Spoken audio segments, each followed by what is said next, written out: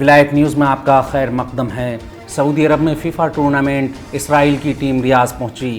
ایک طرف جہاں عالمی ماہرین ریاض اور تل ابیب کے بیچ سیاسی اور علنی تعلقات شروع ہونے کی باتوں کو تصور سے دور بتا رہے ہیں، وہیں صہیونی خبر رساں ذرائع نے صہیونی ٹیم کے متحدہ عرب امارات کے راستے سعودی عرب کی سرزمین پر حاضری کی خبر دی ہے اور اسے ایک اہم اور خاص اہمیت کا حامل واقعہ بتا کر نشر کرنے کی کوششیں کر رہے ہیں۔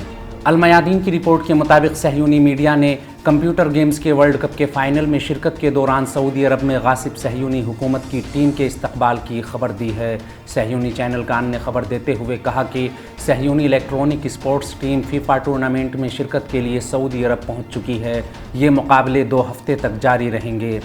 صہیونی ٹیم میں 3 کھلاڑی، 1 کوچ اور 1 اسسٹنٹ مینیجر شامل ہیں۔ یہ سبھی صہیونی پاسپورٹ کے ساتھ متحدہ عرب امارات کے راستے سعودی عرب میں داخل ہوئے۔ صہیونی ٹیم کی ڈائریکٹر کوسمین کے مطابق اسرائیلی ٹیم کو سعودی اسپورٹس ایسوسی ایشن کی طرف سے خط موصول ہوا جس میں انہیں سعودی عرب میں داخلے کی اجازت دی گئی تھی، لیکن خط میں اسرائیل کا نام واضح طور پر نہیں لکھا گیا تھا، صرف یہ کہا گیا تھا کہ قومی ٹیم کے تمام کھلاڑی سعودی عرب میں داخل ہو سکتے ہیں۔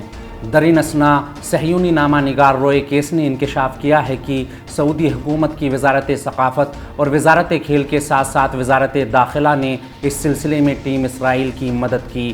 صہیونی ٹیم مینجمنٹ کا کہنا ہے کہ ہم مقابلوں کے درمیان اسرائیل کے پرچم اور دوسری علامتوں کو منظر عام پر رکھیں گے۔ ہاں، کھیل کے میدان کے علاوہ اسرائیلی پرچم اور علامت کو پوشیدہ رکھا جائے گا۔ سعودی حکومت کے اعلیٰ حفاظتی عہدیداروں نے صہیونی ٹیم کی حفاظت کی کمان سنبھال لی ہے۔